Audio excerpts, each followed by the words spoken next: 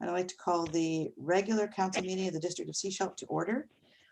And we actually have a couple of items to add to the agenda. We're going to add item 10.15. That is a report on Business Watch. It will be a verbal report. And then we're going to add 10.5, awarding of the design build contract for the operations center.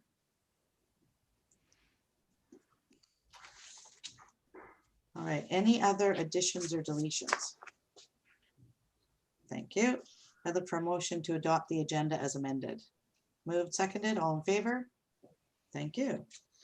And first up, we have a delegation from Transportation Choices Sunshine Coast. Just before that, yes, we need to go through conflicts. Conflict of interest? Yeah, I'm going to declare one. Thank you. Okay. 10.3. My family owns property beside Acacia Park, so I'm going to set out that conversation. Okay. And then for 10.5, we probably got Councillor Kuster and Lamb. Okay. And you'll manage that, Jennifer? Yes, I will. Thank you. All right. First item on the agenda then, we have our track delegation. We have Dave Hawkins and Alan Williams. Right. So Alan and I are here, pleased to be able to present the findings of a survey that we conducted just recently on the highway. So I've made some changes to, we had sent some slides in a week ago, but we've got some updated ones. So I'm going to share my screen with you. And you should see now the start of the presentation. Is Yes, that, we do. everyone see that? Okay. Yes, thank you. And so Alan, I can't see my notes at the same time I see the slides. So if I miss anything, you jump in and make sure we cover everything here. Will do. Okay. So what we'd like to do is advance the slide. Here we are. So there's lots of funding sources available to the District of Sechelt, many of which you're tapping into already. But what we'd really like to focus on tonight is the last item there, the MOTI Mystery of Transport and Infrastructure Community Safety Enhancement Program. The reason we'd like to focus on that is it's ongoing funding. And in a meeting that we had with Michael Braun, the local manager, he indicated he was looking forward to some help in establishing priorities for work to be done. He takes a significant lead from the priorities identified by the municipalities. And we asked him if he had a priority list, and no, he actually didn't have a list. And so we thought, okay, let's do a bit of work to help him identify some key, and from our focus, active transportation related safety areas on the highway, right? So that's the focus here of our survey. So to start the survey out, what we did is we looked at the highway between Sechelt and Gibsons, basically, and Langdale, and identified 12 areas that we as a board could recognize as potential areas where there would be active transportation issues. These would be mainly cycling related issues. So those, now, if you count the little ticks on there, you actually find 13, but trust me, we only looked at 12. So 2 of these are in the Sechelt area, and I'm going to speak later about those 2. We're going to zero in on those 2. We're making separate presentations. Alan, you've already spoken to the Transportation Advisory Council, right? Yeah, that's correct. And we are set up to speak to Gibson's as well. So first of all, an overview of the findings in the survey. We got a surprisingly high response. We sent out invitations to participate in the survey to our mailing list, which is surprisingly 1,000 people. 1,000 people have signed up for our mailing list. And we also published an ad in the paper inviting people to come to our website and fill in the survey. And we got over 190 responses to the survey. And you can see the top left graph there shows responses from Roberts Creek, Gibson, Seashelt, areas E and F, and then drops off as we go north. Top right graph here was interesting in that it confirmed our suspicion. Well, first of all, there's a fair amount of cycling going on. Bottom left is the one that confirmed our suspicions that really talking to people about riding to work, bike to work or school isn't really the capturing most of the people on the coast. Most people ride for recreation, exercise, shopping, and errands. Only a third of people who ride to commute. Interestingly, 5% of the respondents didn't cycle at all, but they had an opinion about the safety of the highway. And bottom right, you can see that only a quarter of the respondents were actually track members. We had lots of non-members respond. And so that perhaps presents a less biased view, a more, a broader opinion about what's going on. And by all means, if there's something that's confusing or you don't understand, just stop me and ask a question. So let's, here's the list of priorities here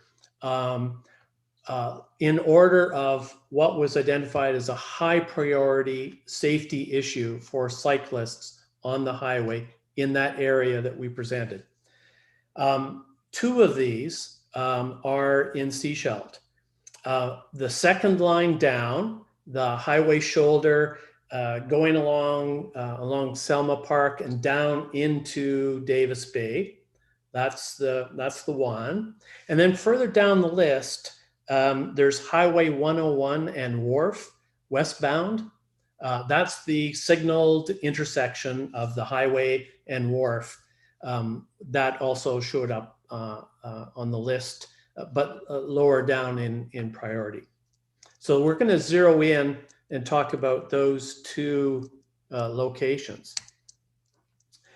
So I've shown in red here the area that we were asking about, this whole area, but much of from Selma Park Road down to Heather Road has actually already been improved.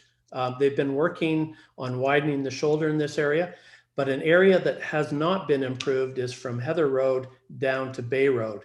And what's going on here, going down the hill into Davis Bay is the shoulder is rough. There's many driveways crossing, private driveways crossing. It's a busy piece of road, inconsistent shoulder width, and then these neat hazards, these drainage bars that are built right out into the shoulder.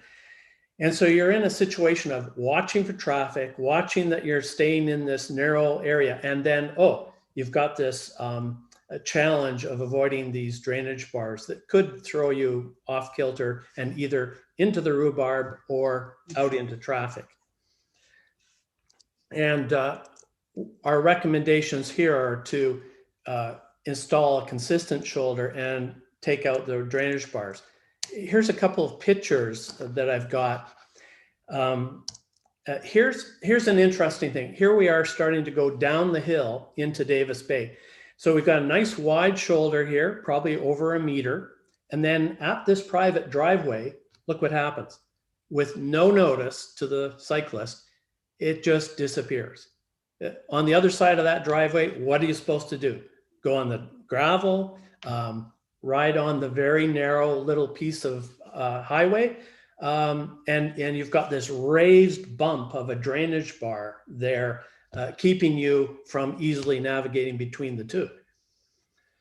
And then further down the hill, here's a really neat, these are all screen shots. I took a video of all this if you want to see it in gory detail, but notice how the drainage bar goes out into the shoulder there, just ready to catch them. And so my opinion of this piece of highway is any parent who allowed their child to ride on this piece of highway should be prosecuted.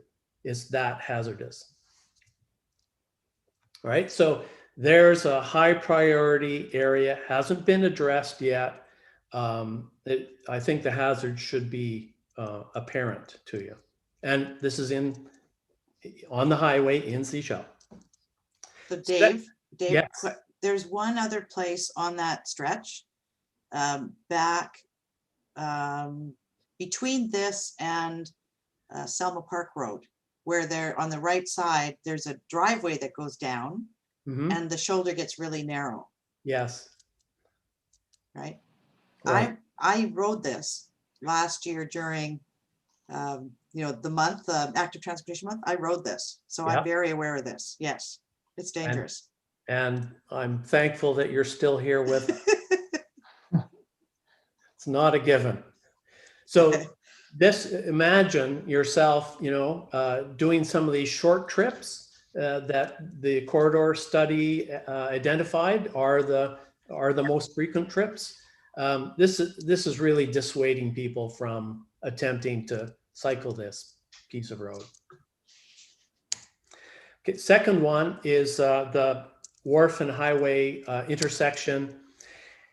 This is a crazy busy, complex intersection, and there are no bike lanes in the intersection. And we suspect, and indeed the corridor study indicates that there could be improvements in the signaling there.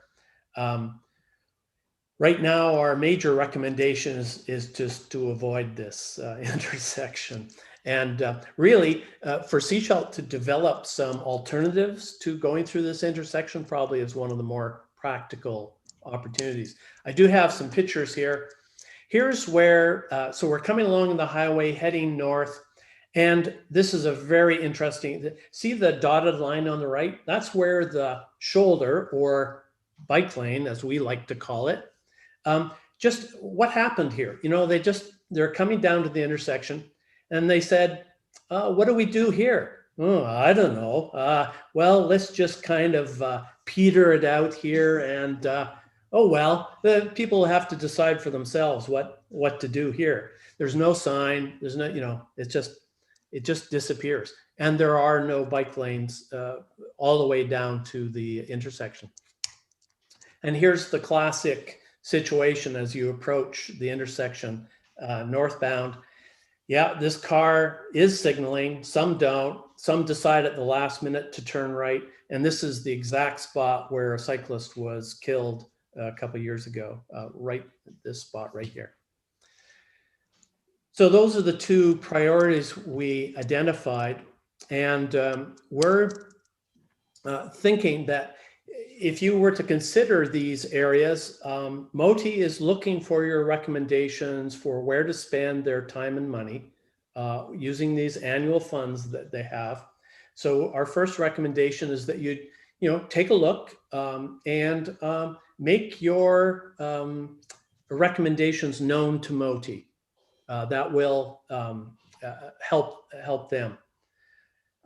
Secondly, make sure that things like alternative routes around these areas are addressed in your planning work, because that's, the MOTI, well, they're going to do it according to their schedule and budget, but you do have the ability to take care of the rest of the roads in the area. And then longer term, we recommend that you consider adopting some strategic goals. bikeable shoulders along the entire Highway 101, because Highway 101 is actually a key active transportation corridor for Sechelt. It runs right through the heart of Sechelt. And so by insisting with MOTI that they take care of that, that would be a big improvement. Ongoing maintenance of those shoulders once they're in place, and maybe longer term creation of a continuous coastwide non-highway route using secondary roads really is the gold standard for separating at-risk cyclists from fast-moving traffic. All of this report, an interactive table of the survey results are all available on our website. So I encourage you to go there if you do have want to, further ammunition for any further conversations. And with that, that's all we wanted to bring to your attention at this moment in time. And we're happy to answer any questions. Alan, did I miss any major pieces? No, I think you covered that really well, Dave. Okay. Thank you. So we'll have you, yep, thank you. Councillors, any questions?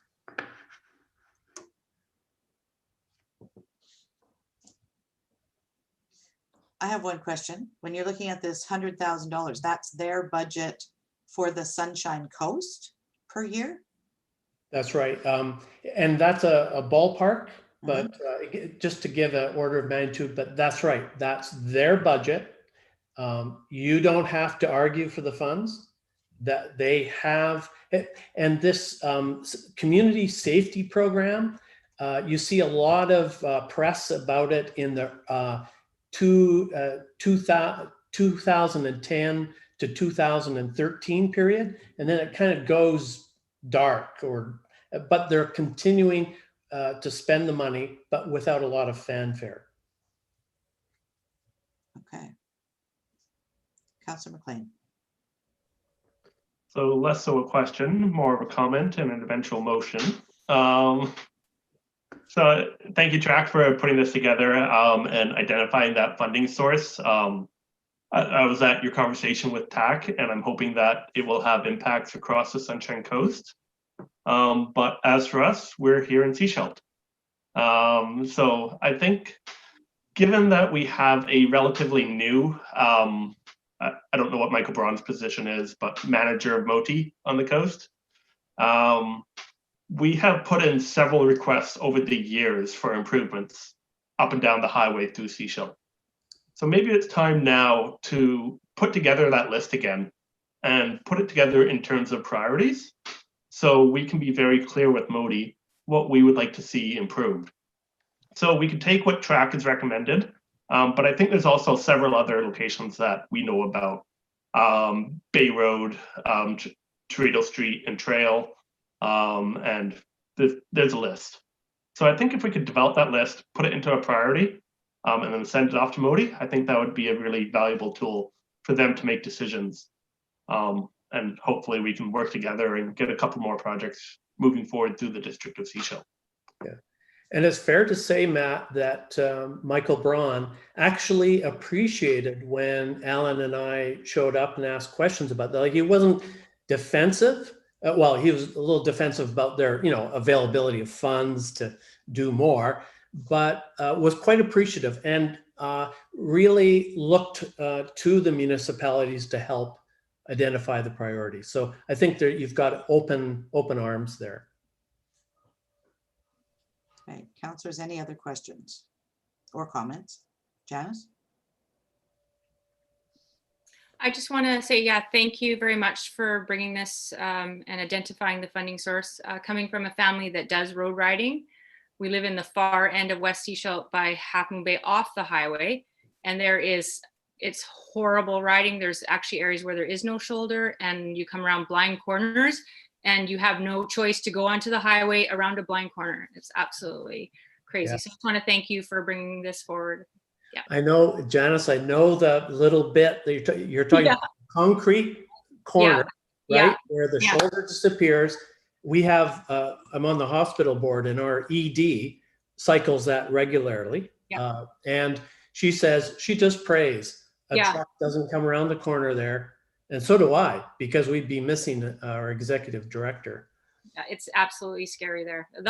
There's a lot of little stretches along there that are really bad, but that is very scary.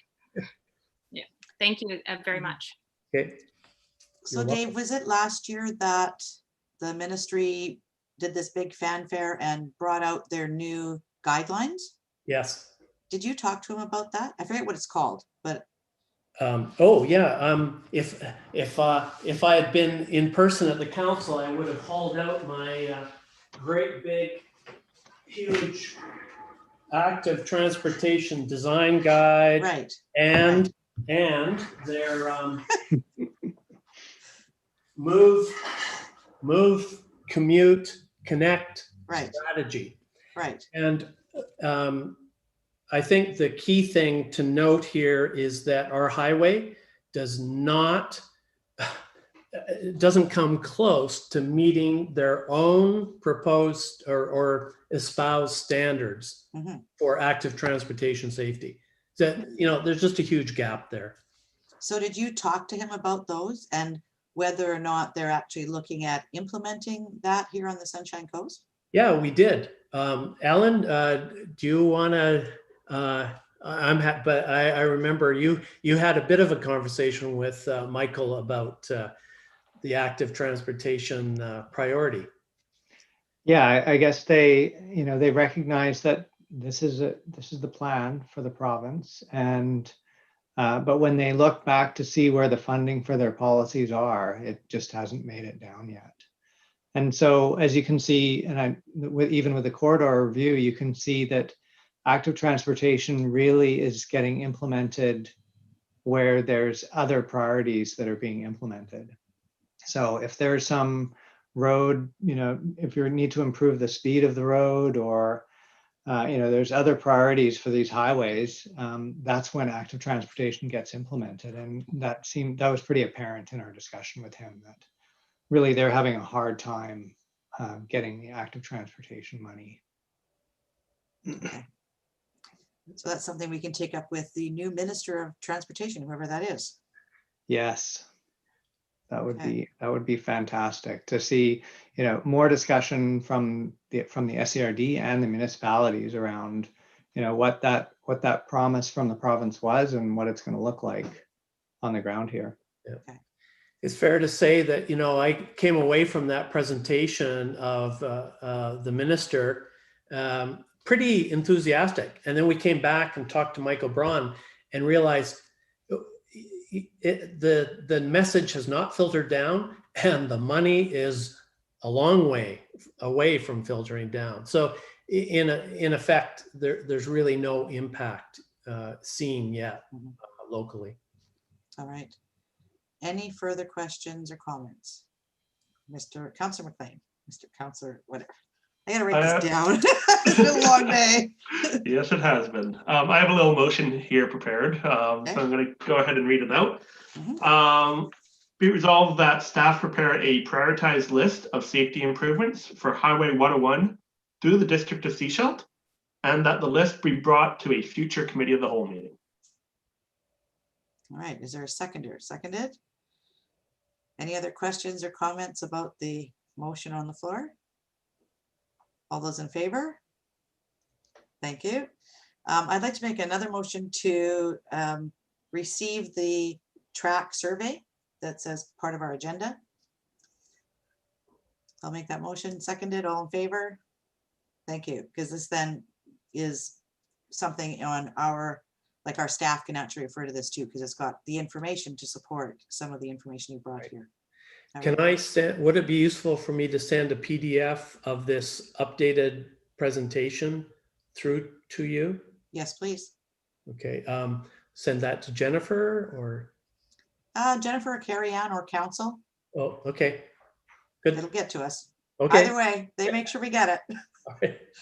All right. Thank you very much, gentlemen. Okay. Thanks. Appreciate your Thank you. efforts. Appreciate that. Yeah. Thank you. All right, we're going to move on to the next item in our agenda. It is a proclamation. This is Foster Family Month, October 2020. Whereas thousands of British Columbian foster parents and families provide alternate family care for children temporarily unable to live with their families, and whereas foster families are an integral and valued part of the team that helps children return to their families, live with extended family, or make the transition to an adoptive family, and whereas Indigenous foster families support Indigenous children to learn about and practice their Indigenous traditions, customs, and language, and belong to their Indigenous community, and whereas foster families from diverse cultural backgrounds support all children and youth to maintain their cultural heritage, learn about and practice their cultural traditions, customs, and language, and belong to their community, and whereas fostering is a community responsibility and provides opportunities for all community members to contribute to the support of children and youth, now therefore I, Darnelda Seegers, on behalf of the District of Sechelt Council, do hereby proclaim that October 2020 shall be known as Foster Family Month in the District of Sechelt. Thank you for that. Moving on to item 5.1, minutes of the 7 p.m. regular council meeting of October 7th. And this is for adoption. Motion to adopt. Moved and seconded. Any errors or omissions in here before we go to vote? Seeing nothing. All those in favor? Thank you. Minutes of the 3:30 p.m. regular council meeting of October 14th for adoption. Motion to adopt, moved, seconded, all in favor? Thank you. Any business arising from the minutes?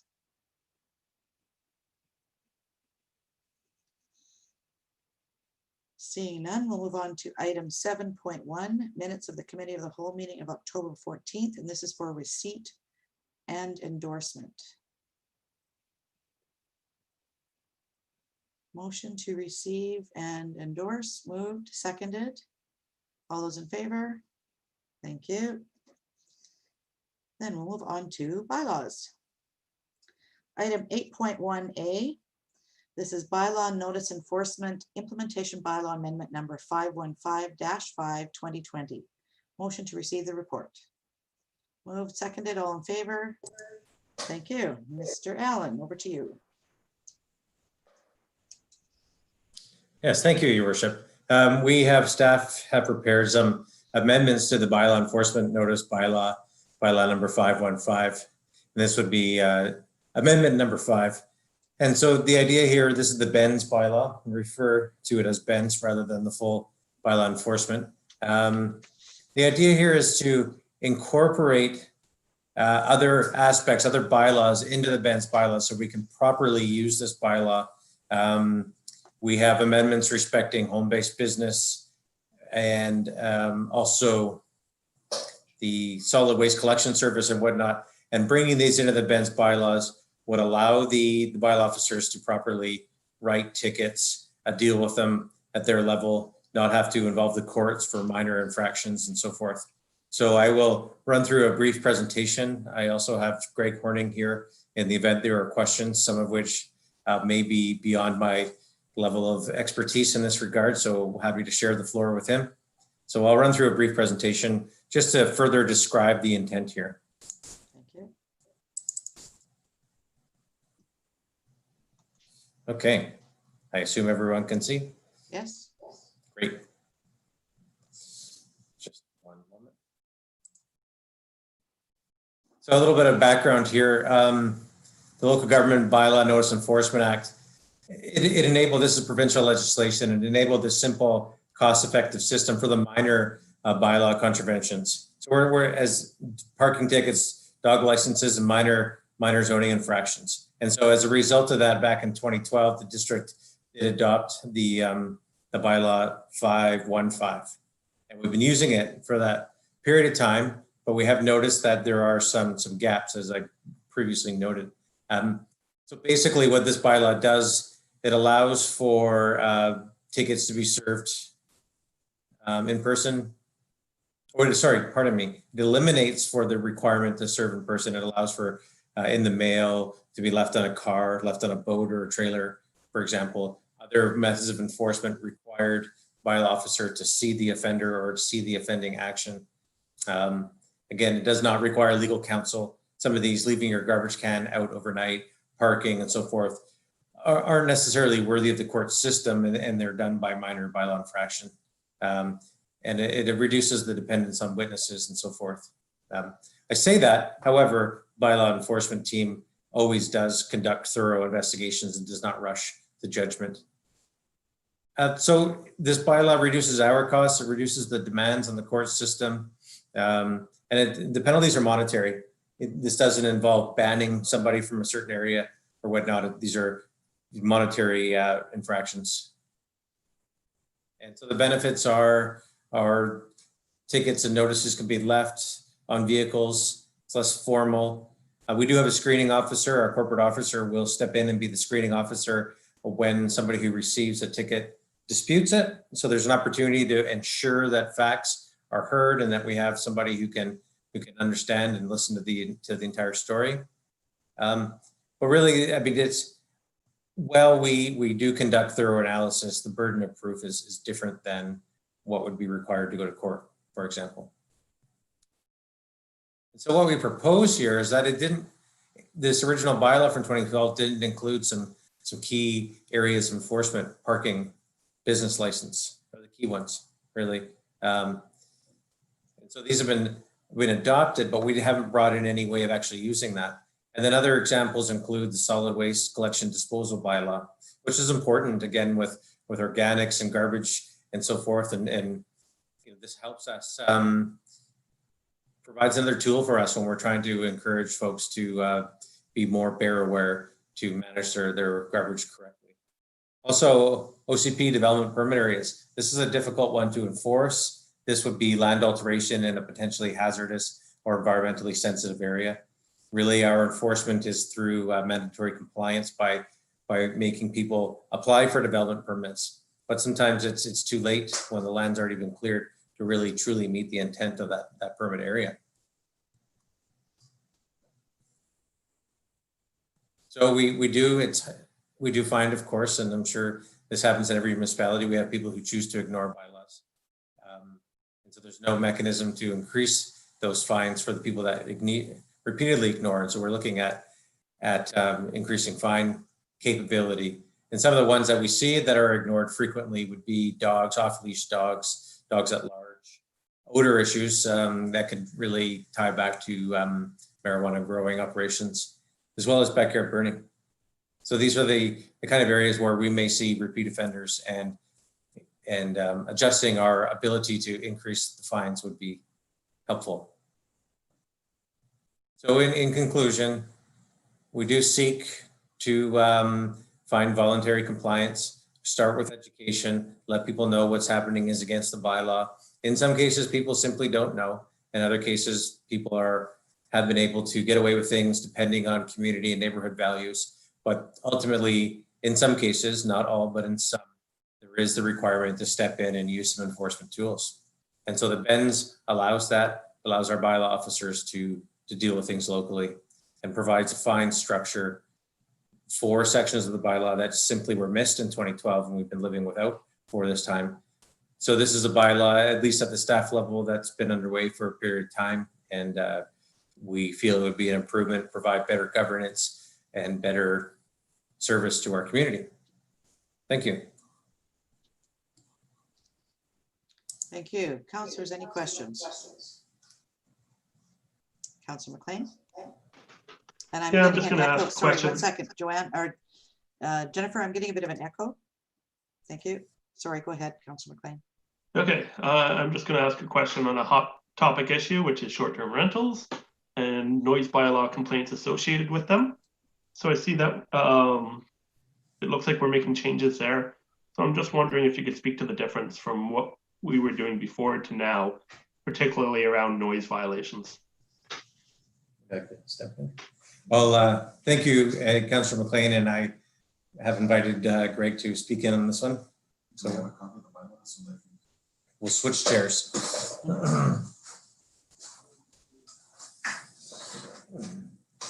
Good evening. I don't have a copy of the bylaw in front of me at this given point in time, so I presume that's the fine structure that's escalating from a first, second, and third offense, if that's accurate. No, No, there's it's no just- escalation. What So page- there's- what there's page are we highlighted. looking at? We are on page, oh, there's no page numbers. 53.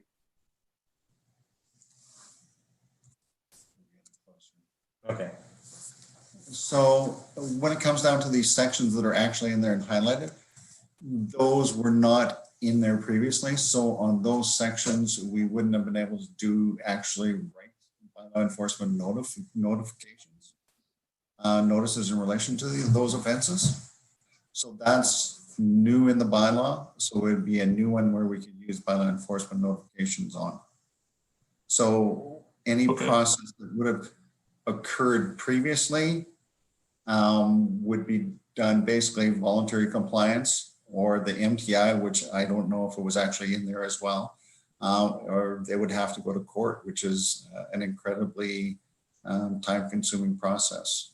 So on this, we can actually issue a fine for those offenses. Okay, so what I'm hearing is it's very difficult to enforce because we'd have to go through court now. Now we can apply fines quite easily. And I think the extension to that is that the RCMP can apply fines if they are responding on behalf of bylaw on the weekend, for example. Correct. And the noise stuff in relation to short-term rentals, I did some preliminary investigation in relation to the number of complaints. And I believe in the last year, there's only been 10 related to short-term residential rentals. On the whole, a lot of them are actually commercial enterprises that cause more issues than that within the community. And I think on toll from other residential properties other than short-term rentals, I think there was 18. So it was still skewed towards per capita more for a short-term rental, as it doesn't represent the whole population, but it wasn't overwhelming. It wasn't, I was expecting more than that. Yeah, I think we can leave that conversation for another day. I think we know that people are underreporting noise violations. Yeah, I completely agree. All right, other counselors, any questions? I have a couple. What is the maximum amount of a fine under the BENS program? Not necessarily our bylaw, but there is a maximum, I believe, under BENS, is there not? $500. $500 per incident? Per incident. Per And a incident. per incident is per day. So even these numbers that we're looking at here, like this noise which disturbs is $100. That's $100 per day. Correct. So if it's next day, it could be another 100, next day could be another 100, etc. Correct. Okay. What are our options in the event of non-payment? So we issue all these tickets, right? Somebody has a drawer full of tickets and they're not paying us. What do we do? That's a finance question when in relation to it. They can go to collections if it's associated to property. So if we have a short-term residential rental and it's actually to do with the operation of the rental itself, then we can actually probably go and put it on the tax from that given point in time because it's directly associated to the property. So if you have a barking dog, it's not going to be. I was going to say that one. Yeah, it's not. It's a barking dog. It's not associated to the property. So and it's not. So it's going to vary. So some of it can be associated and go into there, and the other portions of it are going to have to go through some form of collection. What we do at present time is we send out the ticket and usually have a conversation with the individual or person. A second letter goes out. A third letter goes out. And then it's left to finance to deal with the rest of it from that point forward. Okay, I see Mr. Douglas here. Yeah, I think it's one area that a lot of municipalities struggle with regards to collection. We were talking about it today as to, how can we improve our collection? And so we're probably going to adjust the timing between what we send now to collections and what we'll do in the future. there'll be less time between trying to collect and sending to collections. Okay. Any other questions? Councillor Scott?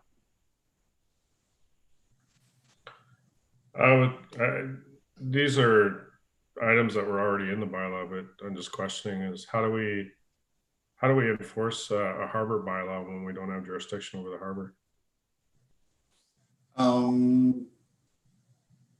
We have a harbor bylaw specific to that jurisdiction, and it's the harbor master who enforces the bylaw.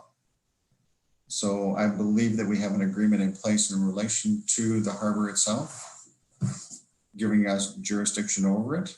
Is that correct? That would be correct, yes. To what limits? I don't know what the agreement actually is in place, but it was in place to the point where we've adopted a harbor bylaw in relation to Porpoise Bay Harbor bylaw. Joanne? I can offer a little bit of information there. Our harbor regulatory bylaw sets things to do with moorage, you know, where they're supposed to moor, how they're supposed to moor, safety on the wharf, as well as setting the fees.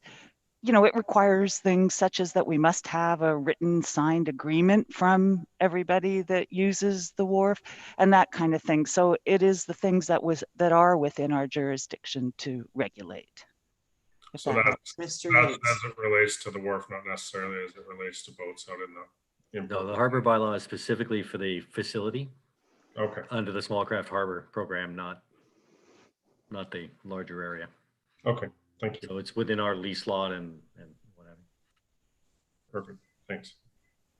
Yeah, so anything that's outside of the Porpoise Bay Harbor area that's identified in the bylaw becomes zoning issue, and then it also becomes provincial issues and becomes federal issues, depending on what's happening and where it is and what the issue is.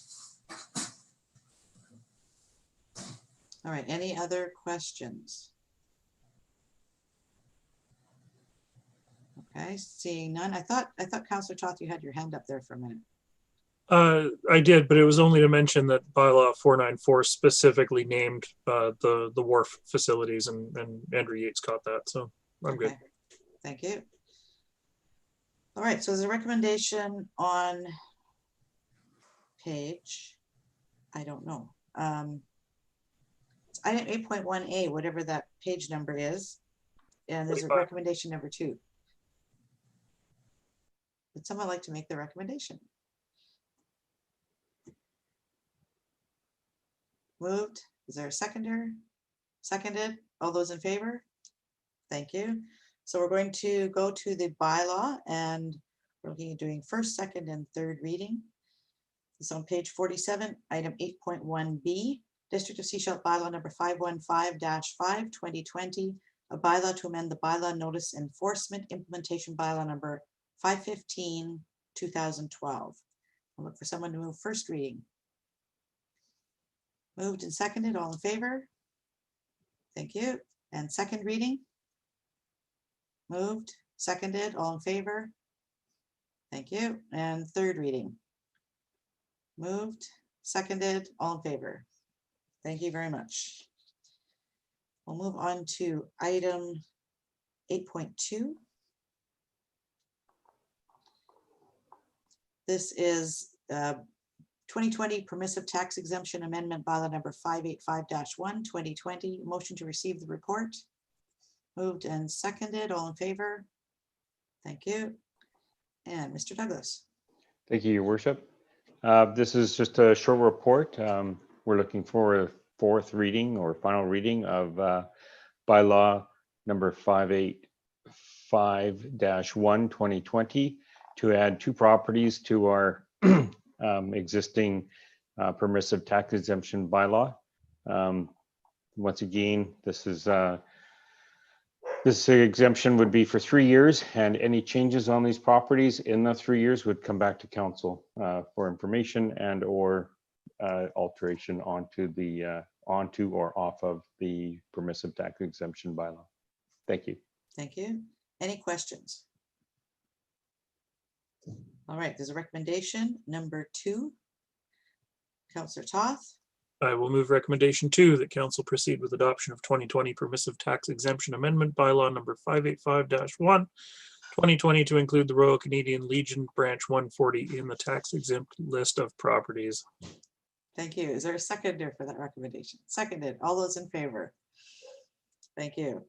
Moving on to item 8.2B then, to the actual bylaw. This is District of Sechelt 2020 Permissive Property Tax Exemption Amendment Bylaw number 585-1, 2020, a bylaw to amend 2020 Permissive Tax Exemption Bylaw number 585, 2019, to add 2 properties owned by Royal Canadian Legion Branch 140. And I'll look for someone to move adoption. Moved and seconded, all in favor? Thank you. Thank you very much, Mr. Douglas.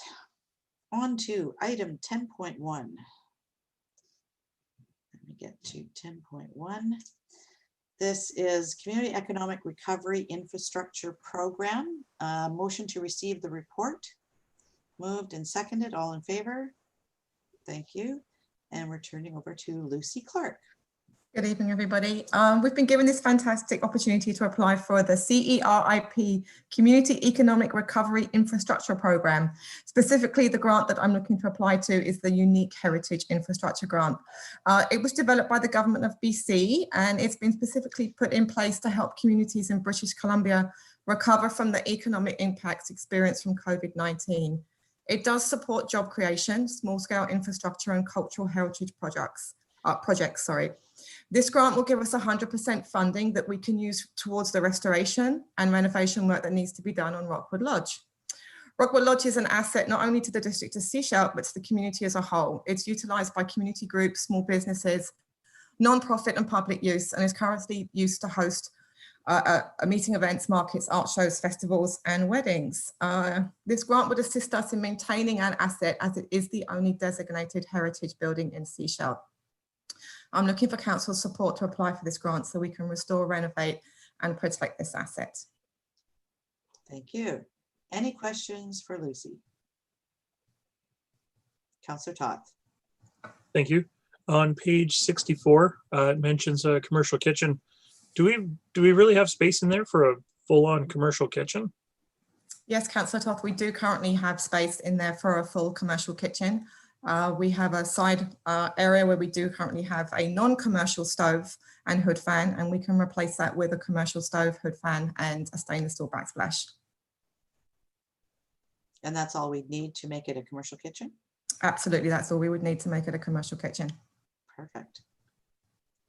Any other questions? All right, so there's a recommendation on page 63. Would someone like to make that recommendation? Councillor Toth. I will move recommendation 2, that council directs staff to apply for grant funding to the SERIP Unique Heritage Infrastructure Fund for the purpose of a Rockwood Lodge renovation project, and that council acknowledges that the district will be responsible for any cost overruns beyond the grant. Is there a seconder for the recommendation? Seconded. Any further comments or questions? All those in favor? Thank you. Thank you for keeping your eye out for this. I know these facilities, they're your babies. You want to make sure they're used extensively by the community. So it's great that you've had your eye out for this and found that, because I know there's some major work that needs to be done on that building to bring it back to what it should be. Thank you for that. Thank you, Your Worship. All right, we're going to go to item 10.15. This is on the amended agenda, and this is with regards to the Business Watch. So again, over to Lucy.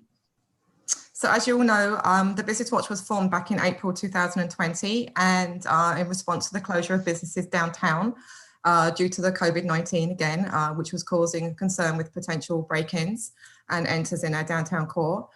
In June 2020, we did apply for an extension to carry on the program further, and it is going to be finished in November 1st, 2020.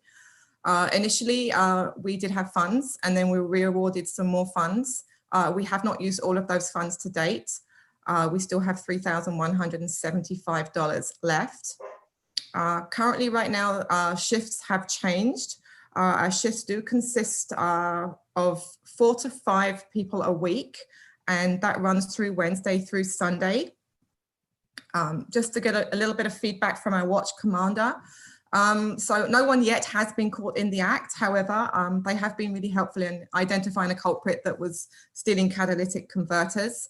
They were pulled over and I spoke to the Business Watch volunteers. It is a deterrent. People do know the Business Watch people are out there. Businesses have posters and signs up in their windows. One of the down points for us is we do need more volunteers. We are advertising. And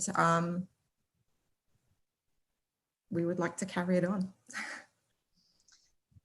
Okay, so given the funds that you have, the Yes. 3,100, whatever, how long could we carry this on without putting additional funds than what's already been committed?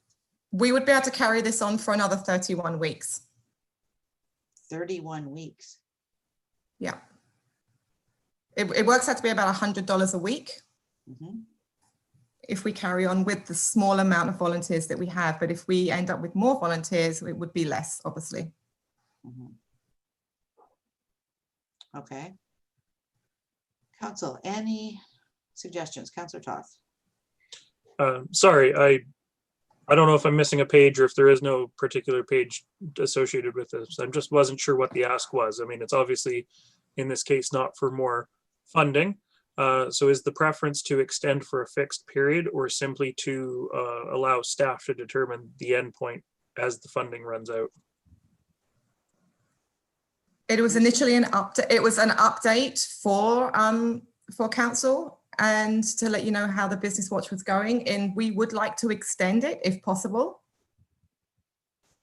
Right, because I think our initial recommendation was that it go to November 1st, right? Correct. So it, even though there's funds remaining that have been allocated, at this point, the direction to staff is to wrap it as of November 1st.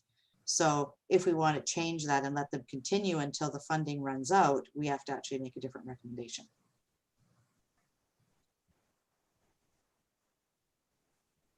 How would you like to proceed? We could leave it as is and it's done November 1st, or we could make a different recommendation. Councillor Scott. I move to recommend that they extend the program through until the funding is almost used up, and then we can reevaluate the continuation of the program at that time. Okay, is there a seconder for that recommendation? Seconded. Any other comments or questions? Councillor Rowe. I agree, I support that, but I'd like it to come back to council, maybe, I don't know, when they can foresee that it's going to end in like 8 weeks or something, so that we can have a status update and potentially reconsider what to do with the program. Okay. As opposed to it just running out and ending. Right. Okay, Julie? If I could just provide a little bit of clarification. The reason that there is money left over is because when this was brought to council last time, we requested additional funds to cover staff overtime. That staff person has neglected to claim any overtime, and so there is money left in it. So depending on how this program goes, there could be overtime claimed. So well, she says it could go for 31 more weeks. If staff time requires it, it might be less than that. Just wanted to let you know. Okay, and I think there's another piece in there too of funding for overtime. So this is the funding that's only available for the program. Correct. There's another 5,000 or something available for Correct. overtime. Yeah, 5,250 available for staff time. Okay, so keep an eye on her. All right, there's a recommendation on the floor. All those in favor? Thank you. And I think you've made a note to come back to us, inside the timing. Okay, good. Thank you. Yes. Thank you for being here. Thank you so much. Okay. Moving on to the next item, 10.2, UBCM Active Transportation Planning Grant 2020. Motion to receive the report. Moved and seconded. All in favor? Thank you. Mr. Allen. Yes, thank you. This is an active transportation grant. However, as you noted, it's for planning. So unfortunately, it will not fix Davis Bay Hill or anything like that, but we wish. However, it does provide us an opportunity to improve our mapping and our, not just the like paper maps or pamphlets that we can produce, but our GIS mapping database for trails and networks and whatnot. And we could possibly create an app for this, a trail user guide app. Other cities do such a thing. So it's a 100% grant from UBCM for $10,000. We have lots of support locally, school district, SCRD, Vancouver Coastal Health, TRAC, and so forth. We'll be getting letters of support. The announcement would come in early 2021 if we're receiving it. And we have to get the application in by October 30th to meet that deadline. And so we're hopeful for a council endorsement to do so. Thank you. Thank you. Any questions of Mr. Allen? Councillor McLean. Yeah, I think if I recall correctly, there's one part of ground truthing. So going out there and checking that the trails are there, for lack of a better description. Are we going to do any assessment throughout this project and see what kind of condition our trails are in? I'm thinking particularly the trail that connects West Porpoise Bay to West Sechelt through Reeves Road and by Chatleach, kind of behind there.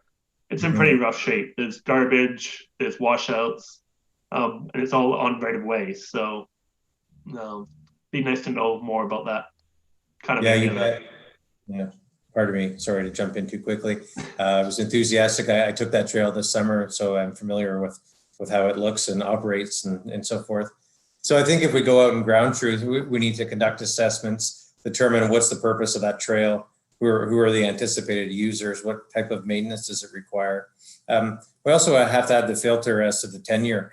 You know, if a trail is on Reeves Road allowance, that's our road, but it's entirely possible that some of these trails deviate onto private property. So we want to know what we're doing before we start making maintenance schedules and financial commitments to that. So we do need to apply a number of filters with the trail assessment for sure.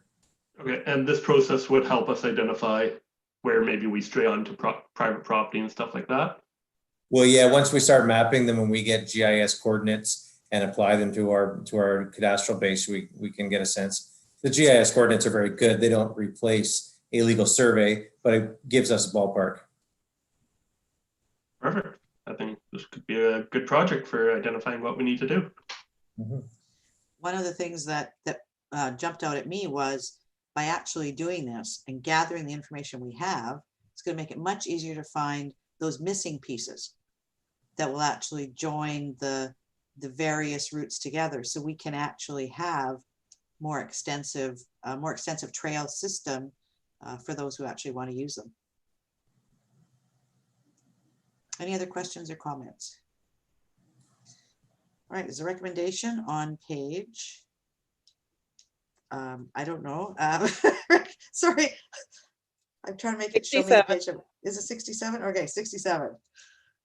Would someone like to make that recommendation? Councillor McLean. Yeah, I'll move recommendation 2 that council endorse an application to the UBCM Active Transportation Planning Program 2020 for the purpose of obtaining a grant to improve the district's GIS mapping for an active transportation trails network and indicate a willingness to provide overall grant management. And is there a seconder? Seconded. All those in favor?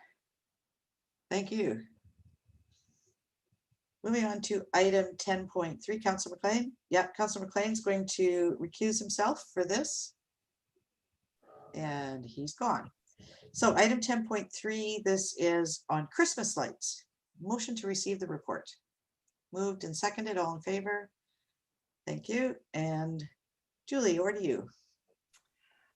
With a long and lonely fall and winter looming ahead of us, and the cancellation of Light the Lights this year and the cancellation of the light parade, there's really not an awful lot this Christmas to look forward to. So staff, we were talking about our Christmas lights, which we will still put up. Rockwood will still be lit up. And we noted that we don't really have Christmas lights that we put on Municipal Hall. And we thought if we could put white Christmas lights on Municipal Hall, we could have the building itself lit up year round. And then also if we could have you know, a really cool lit up Santa or something on the roof. It will help extend that Rockwood Lodge experience a little bit further down Cowrie. And I know that Trail Bay Mall is looking at adding some lights to some of their trees and their building along the way. And a lot of the businesses down Cowrie will be adding more lights. So people will still be able to come downtown and on their own with their own families, go for a walk and see the lights. So while we didn't budget to expand our Christmas light display this year, I did note that there was a little bit of unspent money in your travel budget. So in the category of it doesn't hurt to ask, if you're not planning on traveling this year and you don't know what else to spend that money on, we would really like to spend it on some Christmas lights. And our parks manager noted that the Christmas light display at Acacia Park is lovely, but the electricity actually comes from the cenotaph and they have to string it across. So if we could add some electricity to that park, that would make their job easier and it would make the display that much better in Acacia Park as well. So we're asking to spend some of your money. All right. Questions, councillors? Councillor Toth. It's more just a comment than anything.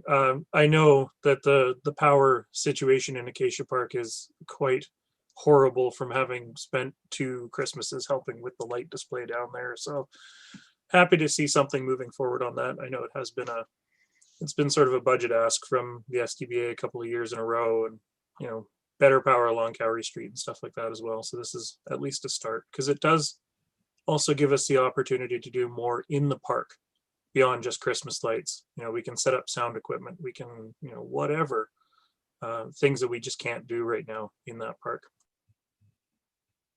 All right, any other comments or questions? So what is your wish? And I'll read the motion if you don't want to. Councillor Rowe. Well, Julie sounded so sad about Christmas. I'm in support of this, so I'll move motion 2, 3, and 4. Recommendation 2, the council authorize reallocating $3,700 from the council's operational travel budget to the municipal hall maintenance fund for the purchase and installation of white Christmas lights. Recommendation 3, that council authorize reallocating $4,500 from council's operational travel budget to the municipal hall maintenance fund for the creation and installation of a lit Santa on the roof of municipal hall. And recommendation number 4, that council authorize reallocating $10,000 from the council's operational travel budget to the park maintenance fund to install electrical outlets in Acacia Park. Is there a seconder? Seconded. Councillor Toth. Thank you. It was just a quick question actually about the rooftop Santa. It was mentioned the concept of having the Santa up on the tower, I believe, but that it would be stored on the roof. What sort of weight of welded sculpture are we looking at here? And is there any roof work that needs to be done to ensure the thing can be anchored safely? No roof work required. A couple of bolts is all that's needed. It's fairly lightweight, heavy enough to not blow away, light enough to not cause a problem. Any other questions? All those in favor? Any opposed? And that passes. Oh, Councillor Lamb? Would you like to would you like it recorded first of all? Okay, and you're on mute. Unmute. Yeah, no, it doesn't matter. Yeah, it's $18,200. I guess I'm going to be a grumpy old Santy this year. I am maybe grumpy Santy. So yeah. Yep. Okay, Councillor Kuster, did you want to say something? Well, I mean, I am support of, I'm not sure about the Santa myself, but you know, I I don't know if I would go down to Municipal Hall or drive down or to look at the Santa. I'm definitely in support of the electrical outlets. I think that's a great idea, and the lights for sure. So, Okay. Thank you very much. thanks. And we're on to the next item. Thank you, Julie. So we can bring Councillor McLean back. There he is. Moving on to item 10.4, Sunshine Coast Food Charter. Motion to receive the report. Moved, seconded, all in favor? Thank you. Mr. Hall. Oh, and Joanne.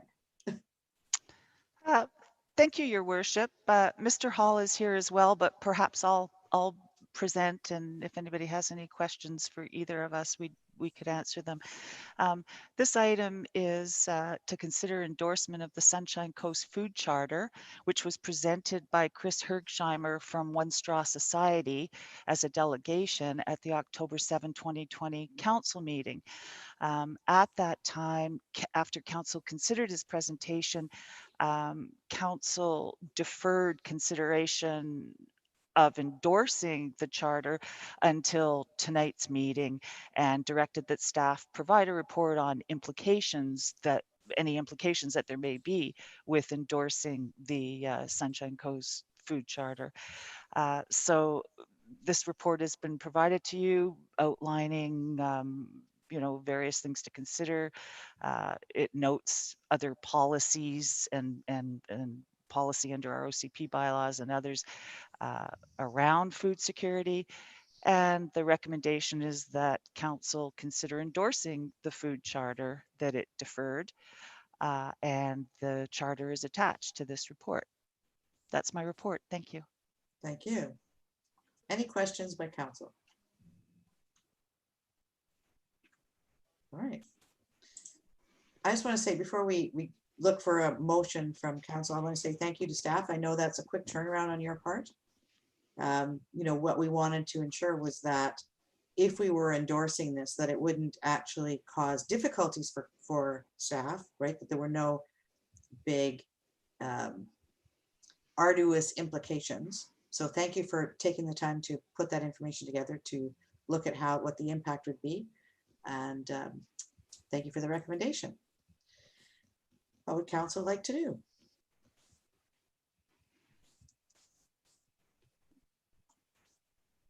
Councillor Scott. I'll move recommendation to the council consider endorsing the draft Sunshine Coast Food Charter as presented. Is there a seconder for that recommendation? Seconded. Any comments or questions? All those in favor? Thank you very much. Thank you. Now moving on to item 10.5, and Councillor Lamb and Councillor Kuster are going to leave us here. This is the awarding of the design build contract for the Operations Center. Mr. Douglas, over to you. Thank you, Your Worship. I was just going to share my screen.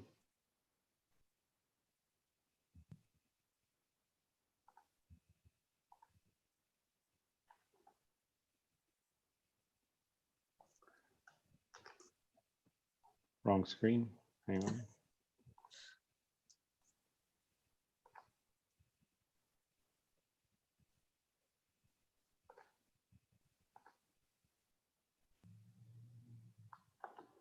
So you should see my report on design build. Yes. Okay. I will be reading most of this report as this report is fresh for council at this meeting. This is a report on awarding the design build for the Operations Center based on proposals that we received through to RFP that we'd sent out. On March 5th, the District of Sechelt issued a request for proposal for the design construction of an operations center for the Public Works Yard departments and Parks departments. The site is located on Lot L, 5400 Dusty Road, Sechelt, BC.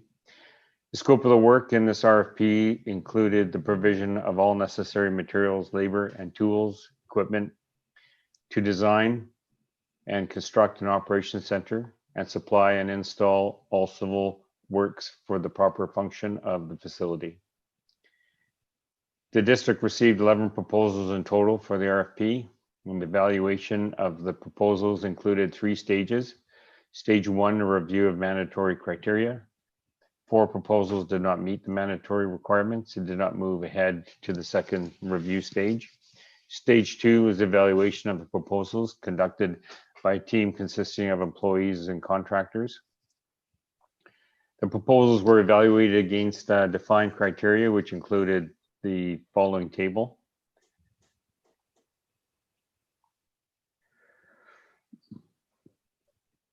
Stage 3 included reference checks for the highest scoring proponents to validate any part of the proposal. As a result of the individual consultants' evaluation reviews, the evaluation team recommended proceeding with proposal from Kateris Construction Limited.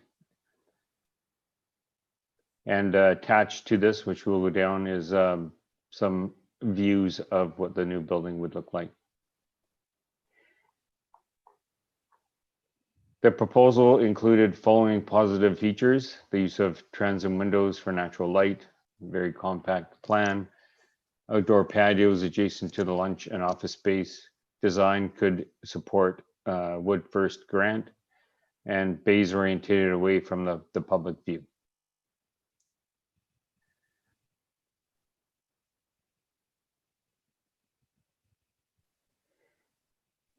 The award of this RFP supports strategic priority number 7, improving operations and infrastructure. The district is committed to improving the delivery and effectiveness of municipal services and infrastructure throughout the district to meet the community needs and to respond to challenging conditions. We will do this by completing the construction of the Parks and Public Works Operation Building. Financial implications. As part of the 2020 to 2024 capital plan, funding was approved in the amount of $844,463 for the Operations Center for the Public Works and Parks Department.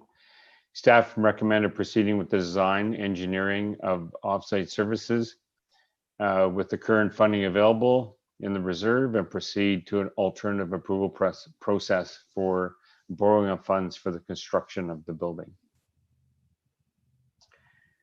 The accounting of the project, or the budget for the project: design and engineering $132,000, offsite services, these are estimated costs of $680,000, general contingency of those $30,000, building construction $2.365 million, construction contingency $405,000, for a total cost of $3.6 million, of which we're going to AAP for $3 million. Specifically, the budget breakdown for the proponent, Kateris Construction, includes design engineering $132,000, building permit cost $20,000, construction costs $1.9 million, hydro service $30,000, on-site landscaping $54,000, and on-site civil works $307,000, for a total of $2,498,000. This is just a table showing where everybody's bids came in at, of the 7 proponents that were carried forward to the second phase.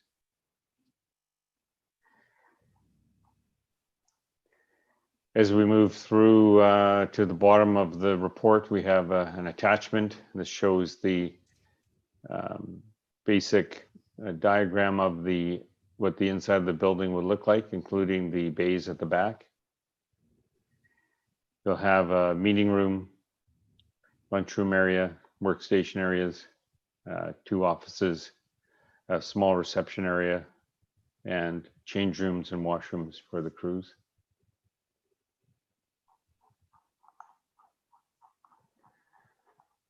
Once again, just another snapshot of the what the inside will look like. From an outside perspective, I'm just going to make this a tiny bit smaller. So this would be the front of the building on the street side.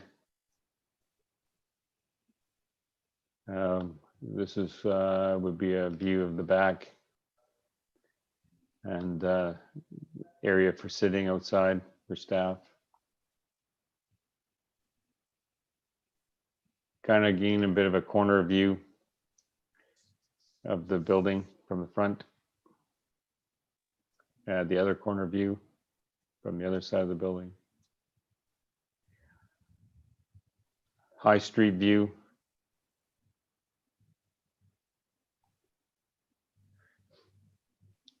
Just another High Street view. A view from the back of the building looking forward as to what the building would and could look like. Another corner shot of the area.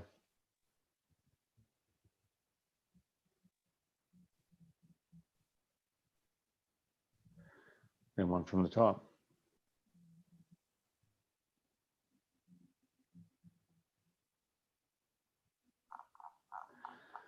So included with the report, I'll make this bigger again. Included with this report are 3 recommendations: that the report from the Director of Financial Services regarding the design build for the Operations Center proposal results be received. The council direct staff proceed with the award of a contract to Kieris Construction Limited for the design engineering of the Operations Center as proposed for the total amount of $132,743.73 plus GST. And this to be funded from the Public Works Yard Reserve. And the council direct staff proceed with a notice of intent to award the contract with Kieris Construction for total base building costs of $2,365,750 plus GST, contingent on the approval of the borrowing funds through the electoral alternative approval process. Thank you, Mr. Douglas. That's my report. Thank you. Okay. Any Can I leave this questions? up? Yeah, leave this up at this Okay. point because we're going to come back to this. Yeah. Any questions by council? Councillor McLean, Councillor Toth.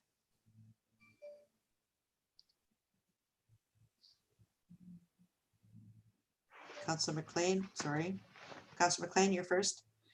Oh, okay. Okay. Just quick request to staff to upload this presentation up to our website after the meeting so the public can review it. Yes. Thank you. Okay. Councillor Toth. Thank you. The one thing the one thing about the Kieris proposal is that it does have that rubber membrane roof on it. I know that there may be some opportunity to adjust things as it proceeds forward. I'm wondering if you'd like a specific recommendation or resolution from council to look at putting a metal roof on the building as a recommendation for. From staff perspective, we will discuss that with them. There may be some other slight adjustments that we may be looking at as well. Okay. So it'll be up to council of what their comfort is. I worry that we'll put a rubber roof on this thing and it's not going to last as long as it should, and we'll be doing another roof on it in 15 years. You put a metal roof on a building and it's there until the building falls into the ground, typically. So Staff will promise to get a price on making that change. Right, so this is a design build. So they've come forward with this design. If we approve these recommendations as presented to us, then it still has to have some final tweaking by staff, right? Making sure that, you know, the doors are big enough and all those kinds of things, right? Is that so? Yes. That work still has to be done. Yes. Right, so the roof piece would be a piece of that as well then. And I think Councillor Toth will be watching closely. Any other comments or questions about the report or the recommendations as presented? Councillor Toth. I'm going to remove the recommendations as presented. They've been read previously, so I'm not going to read them again. All right, and it's been seconded. Seeing no questions, all those in favor?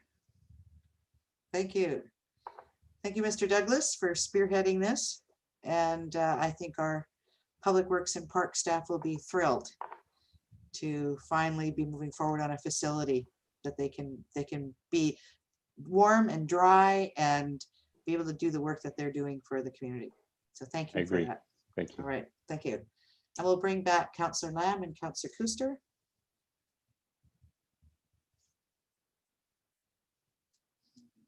Welcome back.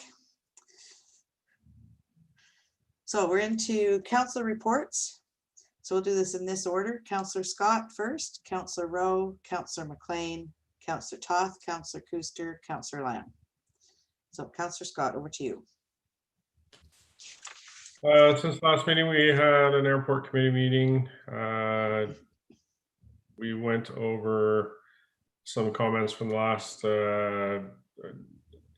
about what we need to do to put ideas together to finalize a vision for the airport, different from the one that was done in 2014, one that's more scaled back. So the group discussed it for a little while, and they're going to come back for the next meeting on November 10th and present some ideas, and we're going to start laying out that framework. The committee was asked about the drag racing proposal for next year. They've asked to defer that as they work through the vision plan on the go forward. And that's it for the council stuff for me. Thank you very much. Councillor Rowe. Thank you. I had a little vacation, went to Tofino and put some money back into BC's economy. I last weekend opened the dance performance at Raven's Cry with a socially distanced crowd in the audience. That was very surreal to watch a live performance. So that was great. I was contacted yesterday by the Community Resource Center and accepted a seat on the advisory council for the poverty reduction plan work that they are starting. And other than a few, provincial election campaign activities, that's about it. All right, thank you, Councillor McLean. Sorry, Councillor McLean. Yeah, the Housing Advisory Committee met about 2 weeks ago now.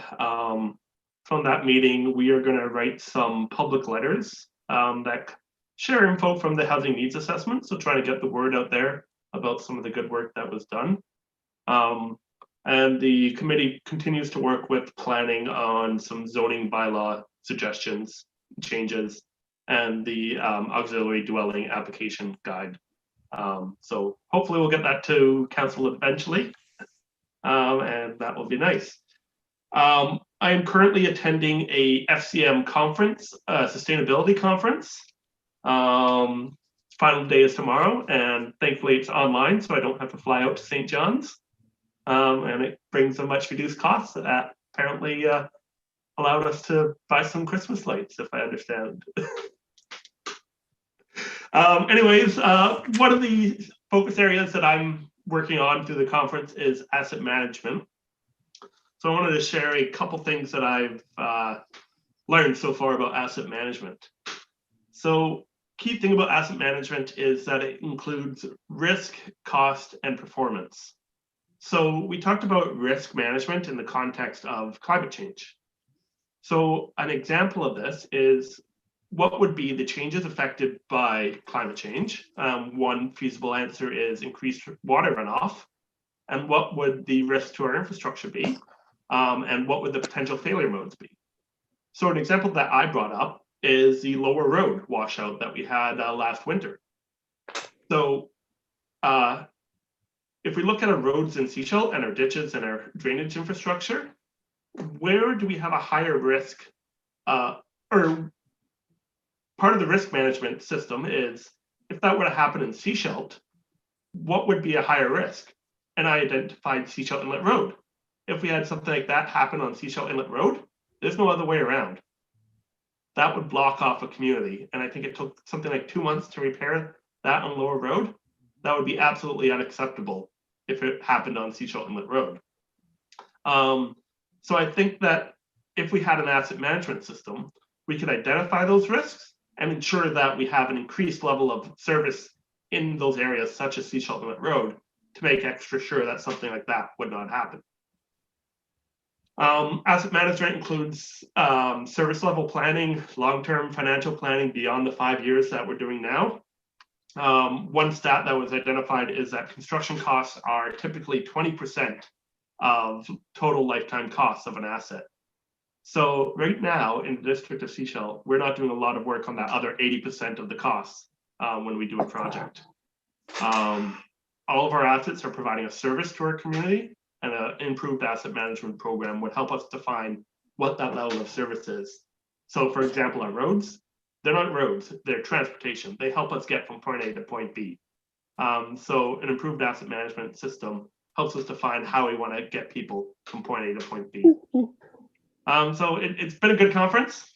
One more day, long days. I think I'm up to hour 9 on Zoom today. So good times. Another thing I did today was the Sunshine Coast Resource Center had their annual general meeting. So at the meeting, they elected 3 new board members, Heidi Magnuson-Ford, Katie Clogg, and Tanny Dancy Ord.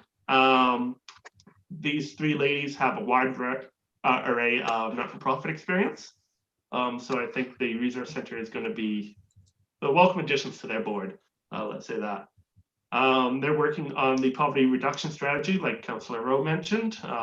Betty Baxter and Pat Flamedale are going to be leading that on behalf of the Resource Center, and that's a project through the district of Sechelt. And then finally, of note, one stat that they mentioned is that there's an increase in 2-month evictions that the Resource Center is seeing. So these are evictions that are typically people buying what used to be a rental house and moving into it. So it's completely legal, but it's just a symptom of more people being forced out because people are moving to the Sunshine Coast and buying up these former rental homes. That was a lot of talking, so that's all I got. Thank you. Councillor Toth. Thank you. Let's see. Earlier in the week, I attended an actual in-person meeting at the district office.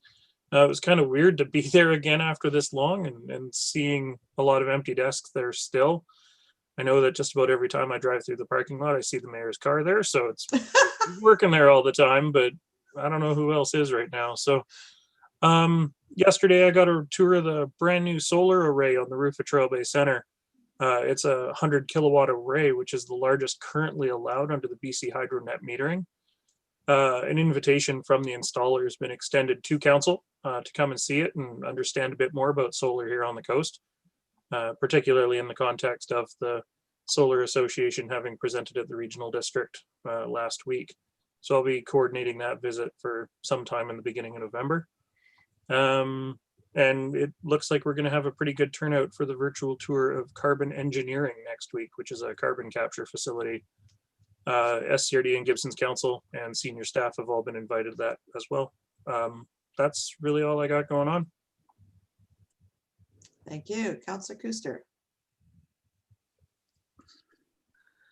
Okay, since last council, Matt already mentioned that we did have a housing advisory committee meeting where we, Director Allen joined us and kind of briefly went over the housing needs assessment and also touched on Bylaw 580 and talked about the survey that's out that people can give feedback on with some key points. So you can find that on the I think the district webpage or the Facebook, and if anyone wants to give their feedback, that now is the time.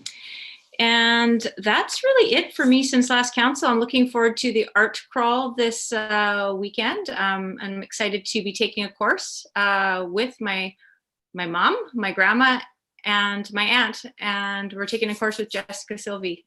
So it's a maximum 4 people and we're all doing it. So I'm really looking forward to that. So Cool. that's it for me. That's good. Yeah. Councillor Lamb. Oh, boy. Yeah, I attended the Scredo meeting and on October the 13th. And so they are looking at hiring a consultant to develop an economic case for a bypass road here for the Sunshine Coast. And for more ferry service, it's something that it's a way that the ferries and the province does not look at the coast. They don't look at the economic potential. Also, Escrito attended a BC Ferries. It sounds like it's a forum, but anyways, they're asked to come up with options to improve service, but there's no money for the group to work with. So it's really volunteer, and it's really hard. And one of the things that came out of that is that BC Ferries has a bunch of data, but they don't share that with anybody. So anyways, that was one of the things come out. And then Scredo has been asked to participate in the regional growth strategy. And the other thing is they have preliminary discussions with regards to water access and the economic value to the community of the wharfs and docks and launch ramps in our community. So it's very preliminary, but they're trying to find out what value that is to us. Hey, that's me. That's it. Okay, I have a question about your report with you said about the fix, is it bypass they're looking at? Well, yeah. Okay, so the economic impact of a bypass. Yes. Okay. Yeah. Okay, sounds good. And more ferry service. Right, and more ferry service. Just a point, you were talking about the wharfs and the docks, etc. One of the issues that has shown up at the regional district is around commercial loading ramp. So right now, the one in Half Moon Bay is being used by all of the islands. They have to follow the same requirements with regards to septic, building codes, etc., which means they need things like, septic trucks to come out there. They need cement trucks to come out there. And there's no commercial loading ramp on the outside anywhere. So that's something that's come up at the regional district because of the one in Half Moon Bay and the use it's being given at this point. So interesting to see what Scredo comes up with when they look at the wharfs and docks, etc. All right, I think I have everybody except mine. Okay. So I had the opportunity to open, sorry, Councillor Rowe. Okay, I had the opportunity to open the Arts Festival.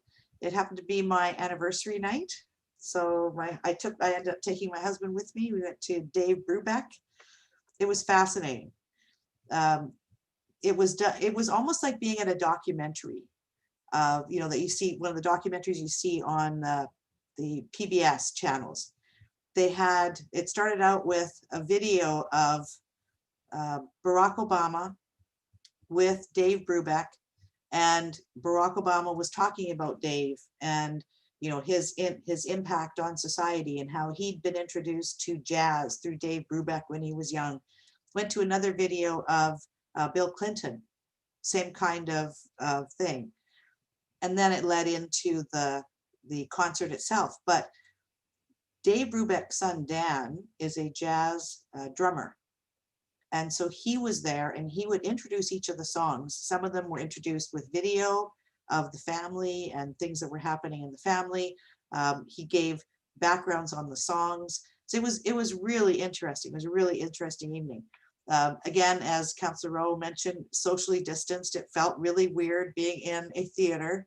But in the row that we were in, there was myself and my husband, and then way at the other end there was another couple, and then the other couples were way behind us.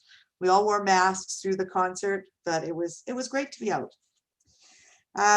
Over the last number of weeks, next number of months, I guess, actually, one of the things that our internet or our IT staff, our one IT staff works on is cybersecurity. There's been a lot in the last number of years about ransomware, etc., and how people will try to break into systems. And there have been municipal governments, some here, even here on the coast, who have been subject of ransomware. So she puts up these little quizzes that she wants staff to take part in. So there was a cybersecurity quiz for staff recently. And we were trying to look at what could we do to acknowledge those people who actually took the quiz, did well with it, and the department that took part in it the most. So I actually was able to deliver cupcakes. I picked up some cupcakes. I delivered cupcakes to the engineering department because everybody in the engineering department did the quiz. And then there were 3 staff members who got 100%. So they each got a cupcake. So it was kind of fun. We had our MP, Patrick Weiler, set up a meeting with a number of people around Porpoise Bay and the proliferation of derelict boats and floats that are coming out there. So I attended on behalf of the District of Sechelt. We had Warren Paul and Sid Quinn from the Sechelt Nation. And we had a few members of the public from East Porpoise Bay, West Porpoise Bay. And what we're looking at moving forward, and we don't know what it's going to look like at this point, is coming up with some kind of template for an agreement that would have all of the governments involved, federal, provincial, Sechelt Nation, us, regional district, and use that as a template for the area, using some of the programs that exist at other levels of government for some of the funding. But one of the concerns that was expressed was that if we find a way to move these vehicles, these vessels and stuff out of our area, they're just going to move somewhere else. So we recognize that what we put together would be a template that then could be replicated other areas, so that we're not just moving it from one area to another, but that we actually can take care of this. So lots of work to be done on that, but we'll be moving something forward there over the next little while. I got invited on behalf of the Sunshine Coast to attend the Sunshine Coast Division of Family Practice AGM.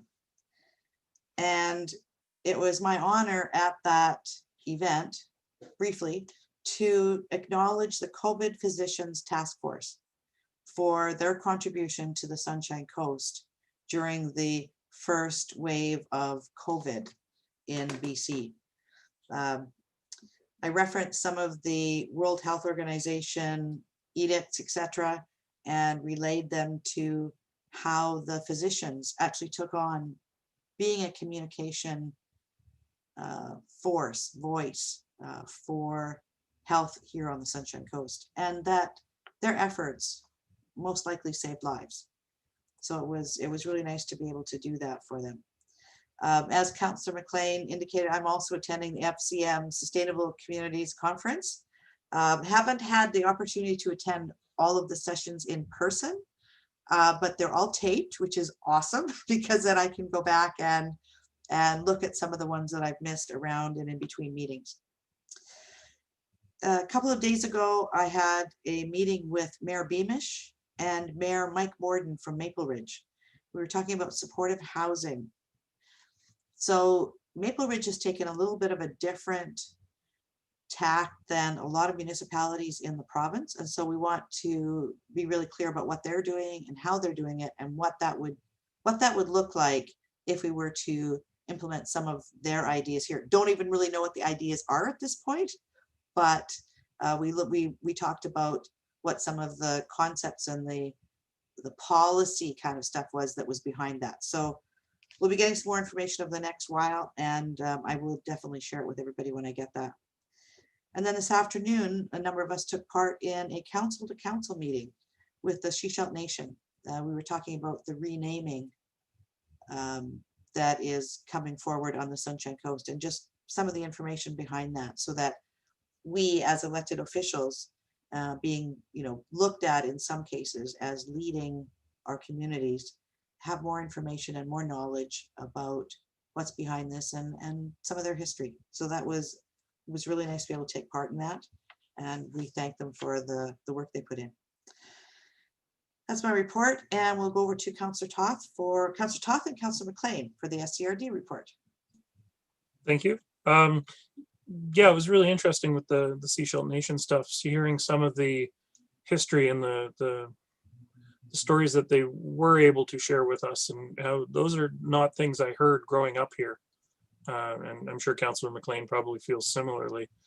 Matt, Councillor McLean attended the Transportation Advisory and Police and Public Safety Committee meetings on my behalf. My apologies for the wordiness of the report, but I did manage to get it in time to get it included in the agenda this week. I also attached the updated strategic plan to my report to make sure that it sort of has the widest spread possible.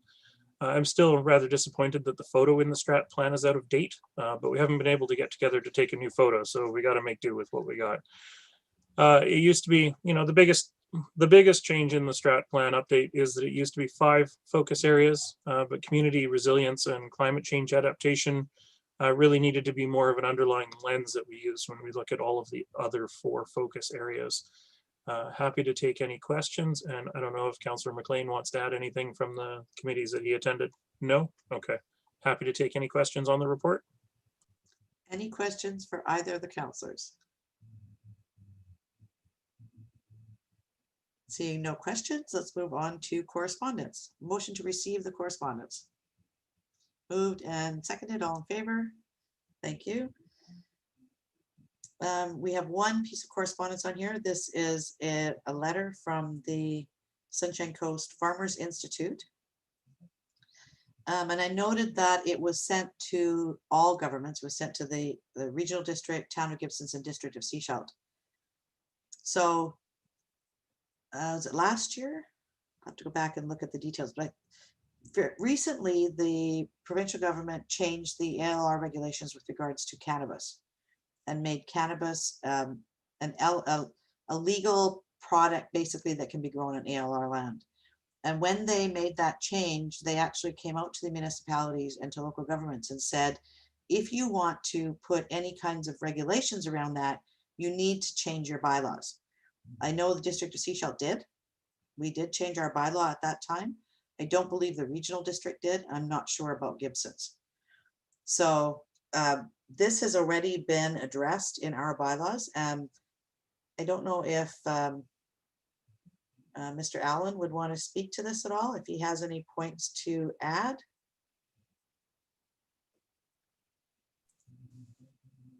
Not at this time, but as noted, we did change our bylaw last year, and we will continue to track updates as we move forward through to bylaw 580. Mm-hmm. So really, there's nothing for us to do with this letter at this point except receive it. Oops. Yep. Councillor Toth. Thank you. The one question I do have that actually comes up from this letter is that they suggest on page 111, item number 6, they actually suggest a development cost charge to every new cannabis facility in ALR lands. I'm just wondering about the feasibility of that, the legality of it. Do we have the ability to implement a development cost charge on a very specific use in ALR or anywhere? Well, that may require amendment to Local Government Act.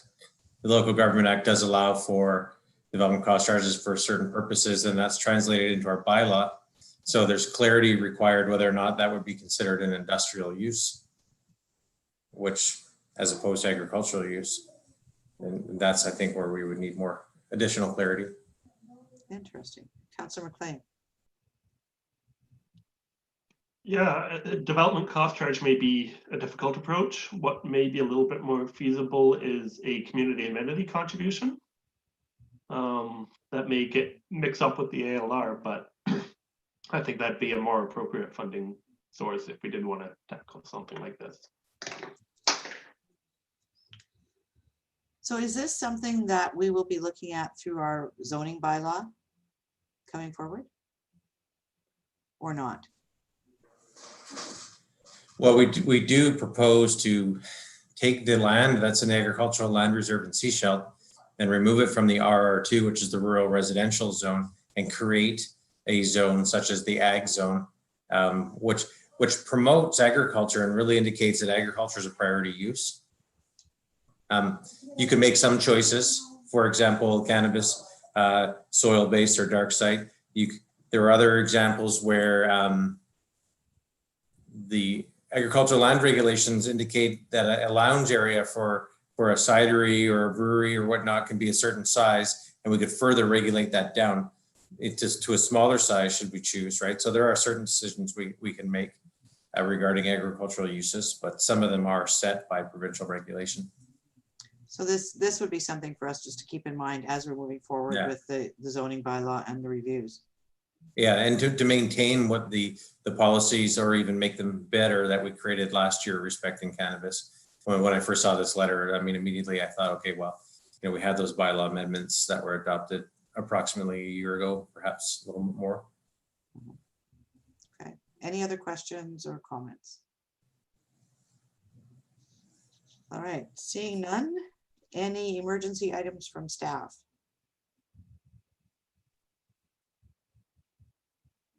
No, Your Worship. Thank you very much. I would look for a motion to adjourn. Moved,